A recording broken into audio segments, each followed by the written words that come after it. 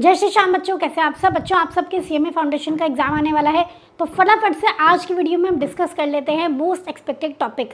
देखो, सिलेबस सारा करना होता है। अगर आपने सारा सिलेबस किया है तो जो मैं आज टॉपिक बताने वाली हूँ उनको ना एक बार और अच्छे से कर लेना, ठीक है। तो जो मैं टॉपिक्स बता रही हूँ ऐसा नहीं है सिर्फ उनमें से 100% क्वेश्चन आएंगे, ठीक है, डिस्क्लेमर है। लेकिन हाँ, उनमें से क्वेश्चन आएंगे, इन किस बात की चांसेस बहुत ज़्यादा है, राइट। तो उनको आपको ज़्यादा प्रेफरेंस देनी है, ज़्यादा बार रिवाइज करना है, समझ गए। चलिए तो स्टार्ट करते हैं सीएमए फाउंडेशन के मोस्ट एक्सपेक्टेड टॉपिक और we can say most important topics. सबसे पहले हम बात कर लेते हैं paper number 1, fundamental of business laws and communication के बारे में। बिजनेस लॉ बिजनेस कम्युनिकेशन का पेपर, उसमें आप देखोगे कि बिजनेस लॉ बिजनेस कम्युनिकेशन की क्या वेटेज है, 80-20 की वेटेज है। 80 मार्क्स का आपका बिजनेस लॉ, 20 मार्क्स की बिजनेस कम्युनिकेशन है। बिजनेस लॉ में आपके 4 चैप्टर हैं, बिजनेस कम्युनिकेशन में 1 ही चैप्टर है। तो फटाफट हम इनके इंपॉर्टेंट टॉपिक्स एक बार देख लेते हैं। सबसे पहला है आपका इंट्रोडक्शन ऑफ लॉ। इसमें आपको सोर्सेज ऑफ लॉ पे ज़्यादा ध्यान देना है, ठीक है, ये ज़्यादा इंपॉर्टेंट है। उसके बाद आ जाते हैं हम इंडियन कॉन्ट्रैक्ट एक्ट में। इंडियन कॉन्ट्रैक्ट एक्ट में सबसे इंपॉर्टेंट टॉपिक मार्क कर लो, ये हैं आपके टाइप्स ऑफ कॉन्ट्रैक्ट, ठीक है। उसके बाद void and voidable agreement, no consideration no contract, ये पूरा इंपॉर्टेंट है। Consideration and legality of object and consideration, ये दोनों बहुत इंपॉर्टेंट है। उसके बाद आपका फ्री कंसेंट वाला टॉपिक बहुत इंपॉर्टेंट है। कंटिंजेंट एंड क्वाजी में आपका कंटिंजेंट कॉन्ट्रैक्ट ज़्यादा इंपॉर्टेंट है। परफॉर्मेंस ऑफ कॉन्ट्रैक्ट आपका इंपॉर्टेंट है। उसके बाद हम ई कॉन्ट्रैक्ट ई सिग्नेचर से भी एक क्वेश्चन आ जाता है, ठीक है। Performance of contract E signatures, breach of contract and remedies, right. Breach of contract and remedies, ये आपके टॉपिक इंपॉर्टेंट है, इनको मार्क कर लेना। उसके बाद हम बात करेंगे about sale of goods act. तो सेल ऑफ गुड्स एक्ट में सबसे पहले आप बात करोगे अबाउट कंडीशन एंड वारंटी, ये बहुत इंपॉर्टेंट है। राइट्स ऑफ अनपेड सेलर, ये बहुत इंपॉर्टेंट है, ठीक है। और फिर थर्ड नंबर पे आता है ट्रांसफर ऑफ ओनरशिप, इसमें से क्वेश्चंस बनते हैं। उसके बाद हम बात करेंगे नेगोशिएबल इंस्ट्रूमेंट के बारे में। तो नेगोशिएबल इंस्ट्रूमेंट में ज़्यादातर क्वेश्चन आपके बनते हैं from the characteristics and crossing, ठीक है। इन दोनों में से ज़्यादा क्वेश्चन बनते हैं और एक डिसऑनर वाला आप एक बार देख लेना, बस समझ गए। फिर आते हैं बिजनेस कम्युनिकेशन में। इसमें आपका features of effective business communication, process of communication, उसके बाद आपका आ जाता है intercultural and international business communication, barriers to business communication, use of graphics में से भी क्वेश्चन बन जाते हैं। एंड उसके बाद हमारा आ जाता है टाइप्स ऑफ बिजनेस कम्युनिकेशन, ठीक है। ये टॉपिक बहुत इंपॉर्टेंट है, इनको तो बिल्कुल भी नहीं छोड़ना है, एकदम बाय हार्ट होने चाहिए ये टॉपिक्स। अब हम बात करेंगे पेपर नंबर 2 के बारे में, fundamental of financial and cost accounting FFCA। इसमें आपके अगेन 2 पार्ट है, फाइनेंशियल अकाउंटिंग 70% 70 मार्क्स का and fundamental of cost accounting 30 marks का। तो इसमें आपके 3 यूनिट है, तीनों के एक बार हम इंपॉर्टेंट टॉपिक्स देख लेते हैं। सबसे पहले हम बात करेंगे फंडामेंटल्स ऑफ फाइनेंशियल अकाउंटिंग के बारे में। तो उसमें जो मॉड्यूल 1 है अकाउंटिंग फंडामेंटल्स, इसमें आपको किस किस बातों पे ध्यान देना है। अकाउंटिंग प्रिंसिपल, कॉन्सेप्ट, कन्वेंशन बहुत इंपॉर्टेंट है।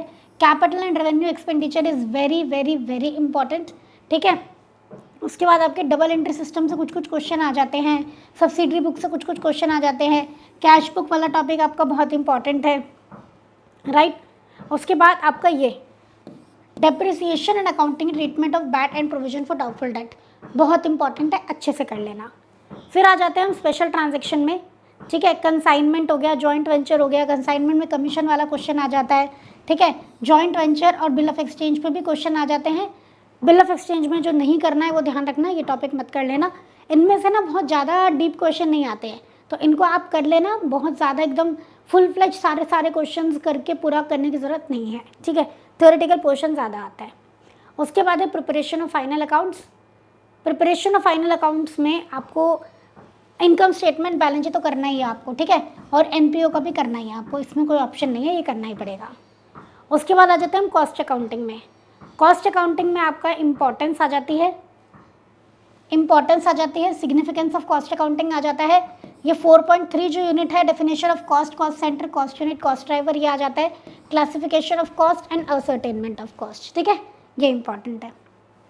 नेक्स्ट हम बात करेंगे अबाउट अगले पेपर जो है आपका FBMS, fundamental of business mathematics and statistics.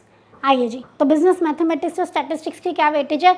Mathematics 40 marks का, स्टैटिस्टिक्स 60 मार्क्स का, ठीक है। इस बारे में तो कोई डाउट नहीं है, ये तो बिल्कुल क्लियर है आपको। आइए हम एक बार इंपॉर्टेंट टॉपिक देख लेते हैं। इंपॉर्टेंट टॉपिक के बारे में बात करें तो बिजनेस मैथमेटिक्स में आपके इंपॉर्टेंट टॉपिक क्या है, ध्यान से सुनेंगे आप। इसमें आपका ratios, variation and proportion important है, time value of money important है, एपीजीपी आप कर लेना, कर रखा है आपने, टाइम एंड डिस्टेंस, ठीक है, ये आप कर लेंगे, इसमें कोई भी दिक्कत नहीं है। अलजेब्रा पोर्शन भी आप कर लेंगे। इसमें सबसे ज़्यादा इंपॉर्टेंट है इंडिसेस एंड लॉगरिथम, और ये तो बिल्कुल थ्योरेटिकल है, इसमें ज़्यादा दिक्कत होगी नहीं। क्वाड्रेटिक के भी बेसिक कॉन्सेप्ट है, कर लोगे आप। कैलकुलस जिन बच्चों का 12th में अगर उन्होंने कैलकुलस पढ़ा है तो करेंगे, वरना छोड़ देंगे। उसके बाद हम आ जाएंगे फंडामेंटल्स ऑफ बिजनेस स्टैटिस्टिक्स में। इसमें स्टैटिस्टिकल रिप्रेजेंटेशन ऑफ डाटा आपको पूरा करना है, इसमें कुछ भी नहीं छोड़ना है, पूरा करना है इसको।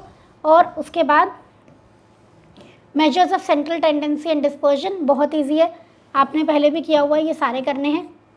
कोरिलेशन रिग्रेशन आपको करना है, कर लोगे आप, इसमें कोई दिक्कत नहीं है। इसमें सबसे इंपॉर्टेंट तो ये कार्ल पियर्सन वाला होता है, ठीक है, और रिग्रेशन होता है, इनके ऊपर आपका क्वेश्चन बन जाता है, इक्वेशन दी होती है और क्वेश्चन बन जाता है। समझ में आ गई सारी बातें। चलिए, प्रोबेबिलिटी जिन बच्चों को आता है, पहले किया हुआ है, वो कर लेंगे, जिनके पास क्लास 11-12 में था, वरना ज़रूरत नहीं है। इंडेक्स नंबर टाइम सीरीज आपको करना ही करना है, ठीक है। ये uses of index number, method of constructing index number, ये आप कर लेंगे, इजी है, ये फॉर्मूला बेस्ड होता है, इसमें ज़्यादा दिक्कत नहीं होती है, ठीक है। चलिए, उसके बाद है paper number 4, fundamentals of economics and business management. इसमें आपको क्या करना है, इसमें भी अगेन 2 पार्ट है, economics and management. Economics 70 marks का एंड मैनेजमेंट 30 मार्क्स का।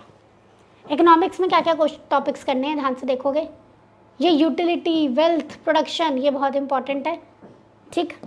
थ्योरी ऑफ डिमांड तो छोड़ ही नहीं सकते हो, ठीक है, डिमांड एंड सप्लाई तो करना ही करना है। थ्योरी ऑफ प्रोडक्शन करना है आपको, कॉस्ट ऑफ प्रोडक्शन आपको करना है, फिक्स्ड कॉस्ट, वेरिएबल कॉस्ट, सब आपने करके रखा है। इसके बाद आ जाते हैं फॉर्म्स ऑफ मार्केट में, ठीक है, फॉर्म्स ऑफ मार्केट इंपॉर्टेंट है, दोनों चीज़ें करनी है। मनी एंड बैंकिंग बहुत ईजी है, इसमें बैंकिंग के फंक्शंस इंपॉर्टेंट हो जाते हैं, सेंट्रल बैंक, कमर्शियल बैंक के बारे में इंपॉर्टेंट हो जाता है, एंड ये, ठीक है, measures of credit control and money market. उसके बाद economics and business environment topic में पेस्टल एनालिसिस और वोकाफू, ये तीनों दोनों के बारे में आपको पता होना चाहिए, ठीक है। इनके टर्म्स जो हैं थोड़ा थोड़ा सा इनको समझ लेना बस, ठीक। उसके बाद है फंडामेंटल्स ऑफ मैनेजमेंट, इसमें थ्योरीज पे ध्यान देना है आपको, ठीक है। ये वाला पोर्शन हो गया, ये वाला पोर्शन हो गया, communication, coordination, monitoring, control, leadership and motivation, decision making के टाइप्स, इनके ऊपर क्वेश्चन आ जाते हैं, ठीक है। ये डेलीगेशन वाला पोर्शन, इसमें से आपका अकाउंटेबिलिटी, डेलीगेशन ऑफ अथॉरिटी, ये बहुत इंपॉर्टेंट है ऑर्गेनाइजेशनल स्ट्रक्चर में, तो इनको तो बिल्कुल भी छोड़ के नहीं जाना है आपको, राइट। समझ में आ गया आपको। और यहाँ पे हमने सारे सब्जेक्ट्स के, चारों सब्जेक्ट्स के इंपॉर्टेंट टॉपिक्स डिस्कस कर लिए हैं। अगेन आई एम सेइंग कि इंपॉर्टेंट टॉपिक्स का मतलब ये नहीं है कि आप सिर्फ इनको करके जाएंगे। इंपॉर्टेंट टॉपिक्स का मतलब है कि इन पे ज़्यादा ध्यान देना है। क्वेश्चन कहीं से भी बन सकता है, मैंने कह दिया कि 5.3 इंपॉर्टेंट नहीं है, पर इसमें से क्वेश्चन बन गया तो कौन कह सकता है। अगर एग्जामिनर का मन कर गया इसमें से क्वेश्चन बनाने का, तो आप क्या कर लोगे। पर हाँ, जो मैंने टॉपिक्स बताए हैं उन पे ज़्यादा ध्यान देना है, जितना भी टाइम मिले उन्हें मैक्सिमम टाइम आपको रिवाइज करना है।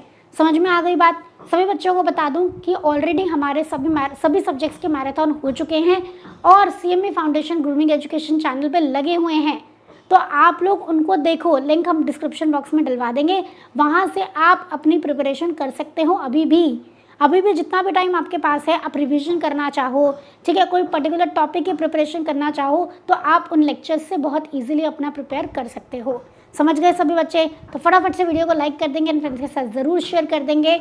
बहुत इंपॉर्टेंट वीडियो है एग्जाम पॉइंट ऑफ व्यू से, ठीक है। और ज़्यादा टाइम ना लेते हुए मैंने आपको फटाफट से सारे इंपॉर्टेंट मोस्ट एक्सपेक्टेड टॉपिक्स बता दिए हैं, तो इनको अच्छे से कर लो एंड मैराथन से रिविजन कर लो, यू आर डन, ठीक है। और कुछ करने की ज़रूरत नहीं है, एमसीक्यू बैंक वगैरह आप सब कुछ कर ही चुके हो, ठीक है। समझ गए। तो जो बच्चे कह रहे थे कि मैम लास्ट डेज में रिवीजन कैसे करेंगे, तो उनके लिए बेस्ट तरीका है मैराथन उठाओ और फास्ट ट्रैक रिवीजन कर लो, ठीक है। पूरा मॉड्यूल आपको एज इट इज़ नहीं पढ़ना पड़ेगा, और उसके बाद अपने एमसीक्यू बैंक और क्वेश्चन वगैरह देख लो, बस।